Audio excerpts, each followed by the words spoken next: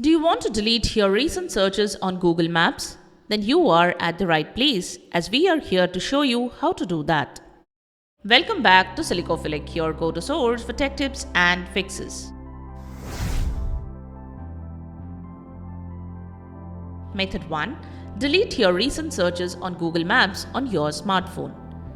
Open the Google Maps app. Tap your profile icon located in the top right corner. Select Settings from the menu. Scroll down and tap Maps History. This will take you to your Google account's activity page specifically for Google Maps. Choose the Delete option. You will see several choices. Delete Today removes today's search history. Delete Custom Range allows you to select a specific date range to delete. Delete All Time erases all your search history. Auto Delete set up automatic deletion of your activity after a specified period 3, 18 or 36 months.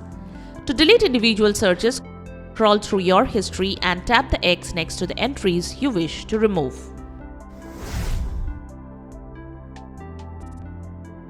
Method 2. Delete your recent searches on Google Maps on desktop. Open a web browser and go to the Google My Activity page at myactivity.google.com. Sign into your Google account if prompted. Now you can see your search history. To remove specific entries, click the X next to the item you want to delete. You can click on the Delete button next to Filter by Date and Product option. Then select from Last Hour, Last Day, All Time or Custom Range. You can also click on Filter by Date and Product and choose Maps. Then click on Apply. Now you can choose the Delete Activity option. This should permanently delete the activity from your account. After following these steps, your recent searches will be cleared from Google Maps.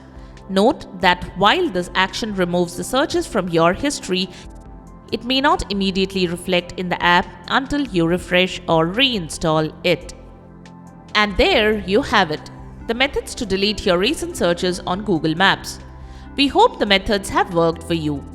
If you found this video helpful, don't forget to give it a thumbs up and subscribe to our channel for more tech tips and troubleshooting guides. Leave a comment and help others know which method has worked for you. Thanks for watching and we will see you in the next video.